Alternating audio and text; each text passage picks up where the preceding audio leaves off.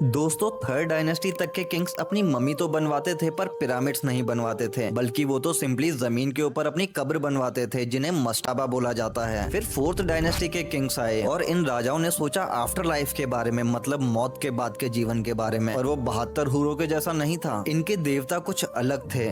तो after life में अपने देवताओं से मिलने के लिए उनको इंस्पिरेशन मिली पिरामिड्स बनाने की, और यहीं से पिरामिड का कंसेप्ट चालू होता है। दोस्तों, एंशिएंट इजिप्ट के अंदर ये मान्यता थी कि मौत के साथ सब कुछ खत्म नहीं होता, बल्कि मौत तो बस एक सफर का हिस्सा है। इसलिए जब राजा मरता था तो उसका ममिफिकेशन किया जाता था, मतलब मरने के बाद में राजा की बॉडी को 70 दिन तक प्रिजर्व करके रखते थे। इसके अंदर सबसे पहले बॉडी के अंदर से सारे के सारे ऑर्गन्स को बाहर निकाला जाता था और सिर्फ हार्ट को रखा जाता था, क्योंकि वो लोग सोचते थे कि दिल दिमाग से ज्यादा जरूरी है। और जब 70 दिन का प्रोसीजर कंप्लीट हो जाता था और उनको ममिफिकेशन करने के बाद में दफनाया जाता था, तो साथ में बहुत सारा सोना, चांदी, प्रीशियस मेटल्स और बहुत सारा खाने का सामान, यहाँ तक कि बहुत सारी बियर भी रखी जाती थी, जिसको राजा अपने मौत के बाद आफ्टर लाइफ में एंजॉय कर सके। दोस्तों, ये सब थ्योरी नहीं है, बल्कि इसका प्रूफ भी मिला है। 1922 में जब बॉयकिंग तूतनखामुन की टॉम मिली थी, तो उसके अंदर बहुत सारा सोना, प्रीशियस मेटल्स और बहुत सारा उनके यूज का सामान रखा हुआ मिला था। आज भी बॉयकिंग तूतनखामुन का खजाना ग्रैंड इजिप्शियन म्यूजियम के अंदर बहुत संभाल के रखा हुआ है, क्योंकि वो इजिप्ट की एक बहुत ही शानदार धरोहर है। आप लोग चाहे तो इजिप्ट के अंदर जाकर के म्यूजियम को चेक कर सकते हैं, और अगर वहां तक जाने का आपका बजट नहीं है तो यूट्यूब के ऊपर चेक कर सकते हैं कि उस म्यूजियम में क्या क्या रखा हुआ है, बॉयकिंग तूतनखामुन के साथ क्या क्या मिला था उसकी टॉम के अंदर।